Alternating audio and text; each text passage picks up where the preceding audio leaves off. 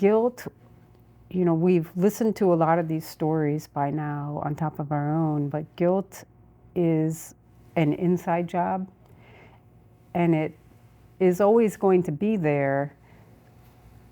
And if it's indulged, like without addressing it, I think it becomes pathological, because we are just, imperfect people, and we're responsible for our lives.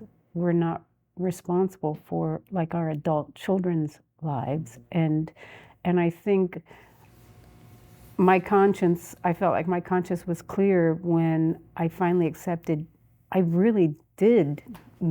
really did everything humanly possible that we could have to have a different outcome. And of course we wish it had been a different outcome, but it wasn't. So the guilt, I consider an inside job. It comes from within, and it needs to be dealt with from within.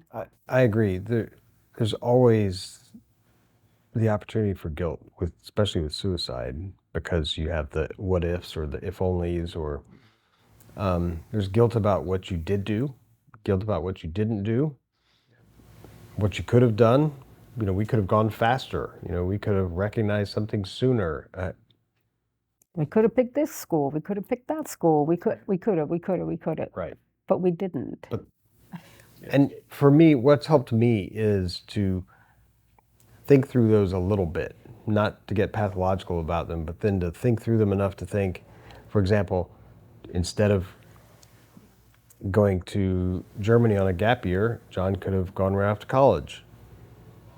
But, his outcome might have been just the same. And when you take those things to their logical conclusion, if you're honest with them, if you're honest with yourself, you'll see that the conclusion, the end, could still have turned out the same way. So I do think about things that cause me some guilt, but I try to think through them. And the danger of guilt is, the flip side of it is blame. Yeah. And then, especially in a marriage, it's easy to blame the other partner for something they could have done or didn't do. Yeah. And that's not productive. Yeah.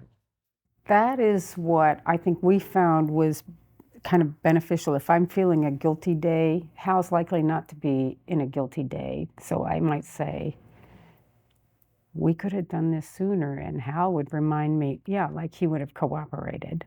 Like, right, that's right. Or, that's right. Don't forget, the world was shut down with COVID. We did things as fast as we could. Yeah. And we always, with John, he was probably a little too smart, because Emily and Hal and I always really wanted him to get better more than he himself wanted to get better. And he did know a lot. And he sometimes, because of his chemistry background, like he would change his drugs around. He would cut the dosage. So we were really stuck. And the manifestation of the beginnings of his mental illness happened after he was 18. Well, you know that as parents, you're nobodies to the medical community. It's very difficult. And if you don't have the cooperation of your child, then you're not going to get very far. And so that's kind of how